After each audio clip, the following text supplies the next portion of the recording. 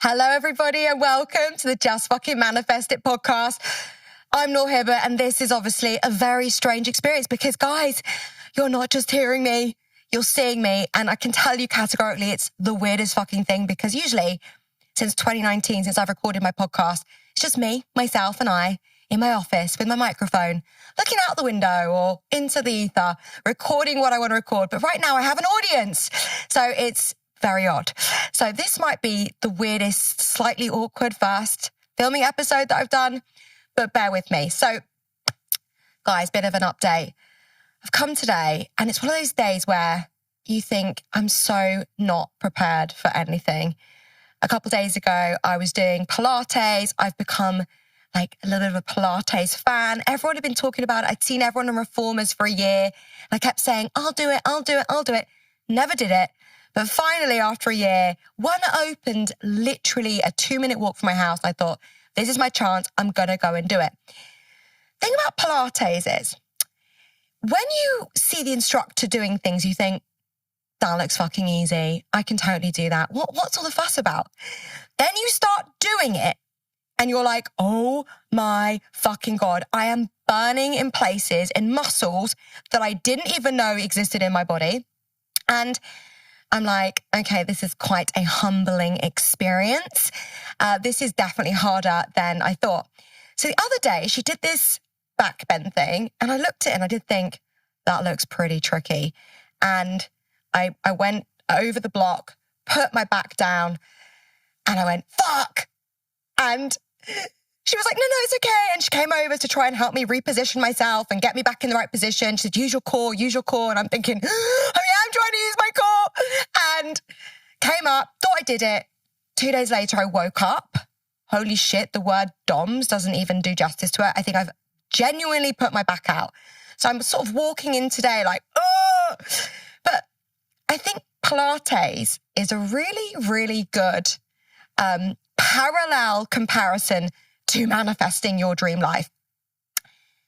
You go onto places like TikTok or Instagram and you see people like, oh, and to manifest, all you've got to do is write these numbers on a glass jar or draw what you want in a circle. Guys, I've been guilty of it. Don't look on my TikTok circle 2020.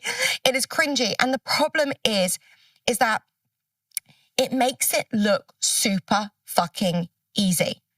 And the problem about changing your life, the thing about manifesting the big stuff is it's actually designed not to be easy. Why? Because if we all just could manifest by drawing a circle and putting what we want in it and going, voila, universe, here we go, we'd all be fucking living our best goddamn lives. And so sometimes we look at something and think, that's easy. I can, stay positive or I can visualize.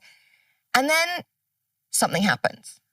Because here's the thing, when you're manifesting and you're calling in the next level, the universe is going to give you feedback. And sometimes that feedback is you putting your fucking back out. Or like something happening, shit happening. And you think, oh, like this is hard. I don't want to do it anymore. This isn't working for me. And so we retract back to what is easy and familiar. It would be so easy for me to say, I'm never going to do Pilates again. I put my back out. Fuck that. Or just going, this was a part of the learning process, part of the curve of seeing, like, trusting my body. Before she did that pose, or whatever you call it, I don't know, it's fucking called poses in Pilates, but whatever it's called, I thought, this is not going to be good for my back. But instead of following my intuition, my ego was like, yeah, I can fucking do that. And now I'm paying for that. But if I had trusted my body, maybe I would have said to her, look, I'm worried about this pose. Can you help me through it so I don't do my back out, etc.? I might not have ended up in this position. And that's why when we're trying to change our life, a process is really, really important. And that's why I've been teaching manifestation for the last 10 years, because I'm obsessed with it. But I also believe that there is a process back to neuroscience, quantum physics, psychology, the laws of the universe that help us get what we want. So I want to talk to you about one of the most overlooked parts of manifesting your dream life. I want to zone into one tiny aspect that has the potential to either tip you into cock blocking your dreams or making you more magnetic for what it is that you want. So I'm going to just zone into one part of the manifestation process, which is what I now call your identity infrastructure. So without going too deeply in it, I want you to think about when you build your dream life, I want you to imagine like building a dream house. You need to have the blueprint, the drawings of what you're going to build, and then you need to know what the infrastructure is going to be like, the foundations, the steelwork, all of that stuff to hold up the house. I want you to see that infrastructure as what is happening within your subconscious mind, your belief systems, your value, your identity. Why? Because your beliefs, what's happening in your subconscious mind, is determining your thoughts. Your thoughts are responsible for your energy, your emotions, energy and motion, which is responsible for your vibration and frequency. And that is the language that you are communicating with the universe with, your energy and frequency. So I have become somewhat obsessed with understanding, studying, and training in the subconscious mind for the last decade. And as I was putting together a process of how do we truly change our beliefs? How do we truly rewrite what is happening in our mind? Because the thing is for most of us, most humans, most adults that I meet, they look like adults. They talk like adults. But actually they're operating from a whole identity created before they were even 11 years old. So you might think, oh, that person acts childish. Well, it's because they didn't freaking learn how to stop acting like a child. Because everything that you see, hear, and experience goes into your mind up until the age of 11, seeps in, you're like this big open sponge, creates your identity. So a lot of talk in the manifestation space is like, let's rewire your brain. Let's create new stories. I call it subconscious rescripting. Why? Because I'm an author and I love theater and movies and stuff. And I love the idea that we are sort of actors in the movie of our life. We get handed this script when we're a child and we faithfully read off it as adults. How to behave, how to think, what we believe, our values. So these scripts all become this core identity, the software running our hardware on autopilot for the whole of our fucking lives unless we go and deal with it. But I want to zone in on one particular piece because your subconscious beliefs, they're running 95% of what you do. And so if we were to simply say, visualize what you want and rewire your belief systems, that's really powerful. But what happens? There was something that I noticed and realized. What happens if as a child or even as a teenager or young adult, and maybe even for some of you, older adulthood, you go through an experience, a negative experience that you never fully processed. So let me give you an example. When I was 18, I fell in love. No, actually I was 17. And me and my love went to university together. We thought we were going to get married and we are going to be together forever. And listen, after year one of university, it was very clear that this wasn't going to work. He broke my heart, broke up with me because he wanted to be single. And consequently, about a few months later, I walked into a club. We were still totally over, but not over. You guys know what I mean. And I walked into a club and I saw him kissing one of my friends who'd been consoling me, who'd been looking after me. And as I walked into this club and saw this, the song from The Killers, Mr. Brightside, was playing. And I honestly felt like a dagger had gone through my heart.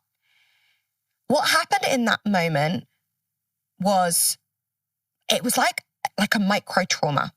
I never really processed it properly. And so what happened was for the next 15 years, every time I heard the song Mr. Brightside, I would immediately think of the moment I walked into that club, saw them kissing, my heart shattering into a billion pieces. And every time I thought about it, every time I heard that song, I'd be like reliving that experience over and over and over again. So when experiences like that happen, and by the way, there would be tons of experiences that you've been through in your life. Most of them you will process. Some of them you won't. The moment in the school field where everyone got picked on the team, but you didn't. And in that moment, you felt such shame, but you couldn't cry about it in that moment. So you held it in. You made it mean I'm not good enough. What happens in that moment when you don't process the emotions that are going through your body is your subconscious mind essentially takes a photo of it, like ding, and it puts it in high-res color, sticks it on the back of your mind, and is like, take fucking note. Don't put yourself in a position like this again. So when you go through life and there's ever an opportunity or a moment or experience that even slightly resembles that, your mind goes, looks at all these high-res photos on the back of your mind and goes, no, we don't want that again. So it causes self-sabotage. Or it reminds you. It creates that experience again. You think about that time and you relive it. It's like getting slapped in 2000, and every time you think about it, getting slapped over and over and over again. So when we go back to the analogy of building our dream house, imagine like you've bought this brand new, you bought an old house and you're going to renovate it. You want to make it new. When you walked into the house, you noticed the old owners had stuck Post-it notes on all of the doors. Wiring is bad here. Don't touch the doors. The floor is faulty. Ceiling is, got asbestos in it. Whatever it is. There's all these danger notes everywhere. And then you renovate the house. There's new wiring. The roof is fixed. The windows are fine. Everything's fine. But all those sticky notes are on there still warning you about all this old stuff. Is that going to be useful or not? Is it useful that your mind keeps reminding you of the things that happened 20 years ago and you having to relive that experience? Of course not, because it takes your energy. And if your energy is the most important currency in the whole of your experience of manifestation, you want to keep it. You want it to be in the strongest, cleanest, energetic vibration you want to be in. So why does the mind do this? The mind is incredibly powerful, but prone to dysfunction. It doesn't understand the difference between past, present, and future. The subconscious mind does not understand time. It believes everything is either happening just now, right now, or just about to happen. There's a very small window of time that it believes you're operating in. So when you think about the thing that happened 10 years ago that you're still angry over, or the thing that you think about that made you heartbroken or sad, whatever it is, when you think about that thing, your mind believes it is happening now. So essentially what it does is floods your body with all the sensations and emotions of that thing, as though it's happening right now. Which is why every time I heard Mr. Brightside, I relived the moment of that heartbreak and my heart shattering into a billion pieces. Every single time. Until I closed down those tabs. What do I mean by tabs? Imagine having a website, like your computer on. And I don't know about you guys, but if you go on my computer, you're going to be slightly disgusted about how many tabs are open. All the tabs are open. And what happens when you have tabs open on your computer? It's using energy and memory. So in order to be an amazing manifester, what I realized that a lot of people are missing a fundamental crucial part. So this is a part that is well within my subconscious rescripting process. When you uncover and you're aware of the stories, the scripts that you've learned around money, love, success, your body, health, wealth, all of those things, you understand where you saw, heard, and experienced them, who helped you create the identity that you have now. The next part is reclaim that energy back. Call that energy back by processing the shit that never got processed. Close down those tabs in the website of your mind so you can have energy to focus on your future instead of being held hostage to your past. Because your mind does not know the difference between past, present, and future. You can keep feeling fucking angry about the thing that someone did to you at school 30 years ago if you want to. You can keep being resentful about something that happened to you with an ex 10 years ago. You can keep feeling sad because someone treated you a certain way 2 years ago. You can if you want to. Personally, I don't think it's a really good way to live. Personally, I want you to live your best fucking life. So when it comes to subconscious rescripting, I really believe that an overlooked part that I'm so passionate about is helping people to close down those tabs. So here's the first thing that I want you to do is I want you to think about an experience in your life that you know if you could process. I don't want to use the word let go of. Why? The subconscious mind works in imagery. When we say let go of, it thinks there's something physical to let go of. You can't just let go of anger. You can't just let go. If you could just let go, you'd fucking let go. You have to process it. You have to teach the subconscious mind that thing is done. It's past. I'm ready to now process what I didn't process at that time. So think about an experience. Think about something that you know that if you could process, if you didn't hold on so much energy, whether that's anger, sadness, I'm just making up words, sadness or any of that stuff, how would you feel? Honestly, one of the greatest things I get to do with my clients, oh my God, I get goosebumps thinking about it. You know, I had a woman come to me, she was like 57 years old. She had hold on to anger. I've literally got full body goosebumps. Hold on to anger about how her mum used to beat her up as a child. This anger had created chronic health problems in her body. Within an hour, that was gone. That is how powerful the subconscious mind is. We can shift the way that it perceives, the way that it has, put that memory into your mind and held it like this big high-res photo. We can change that really quickly. And that's why manifestation isn't just about, let's create a beautiful vision board and manifest it. It's such deep work. It forces you to really look into every nook and cranny in your life as to where the energy is being held in a space that you don't want it to be held. So I want you to think about an experience and I want you to ask yourself, who would I be if I no longer had that defining my energy now? How would I feel? How would I be behaving? What decisions would I be doing differently? The truth is for most of you, there will be experiences that you had as a child that you didn't have an adult there to process it with, and you will hold on to that for the whole of your life, which is why understanding these things and bringing them to awareness is the first part of changing your life. So think about this. I want you to go and write down all the things you're holding on to from the past and asking yourself, how committed are you to finally fucking changing it?